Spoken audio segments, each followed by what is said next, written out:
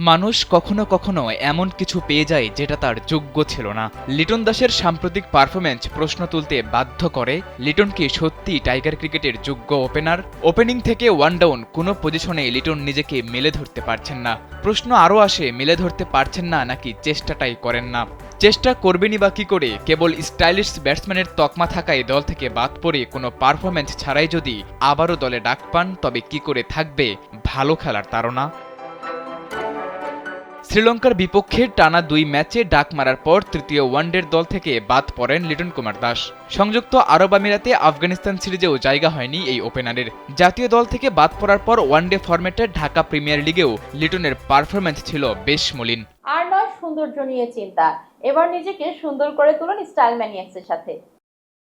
One day দলে ফেরানোর মতো কোনো পারফরম্যান্স না করেও কেবল বাকিদের ইনজুরিতে দলে ফিরলেন লিটন। দলে খেলানোর জন্য ওপেনার লিটনকে নামানো হলো ৩ নম্বরে। ফলাফল টিম ম্যানেজমেন্টের হাতে। ক্যারিবিয়ান দ্বীপপুঞ্জেও টানা ২ ব্যর্থতা।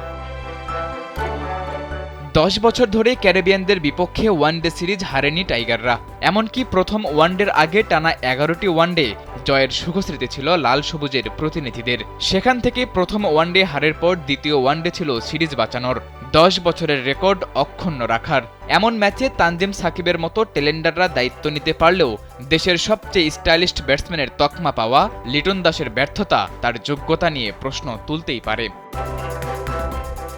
সিরিজ বাঁচানোর ম্যাচে চূড়ান্ত দায়িত্বহীনতার পরিচয় দিয়েছেন লিটন কুমার দাস। ৩ নম্বরে ব্যাট করতে নেমে দলের বিপদে হাল ধরার পরিবর্তে খেলেছেন একের পর এক ডট বল। ১৯ বল খেলে মাত্র ৪ রান করে সাজঘরে ফেরেন এই ব্যাটার।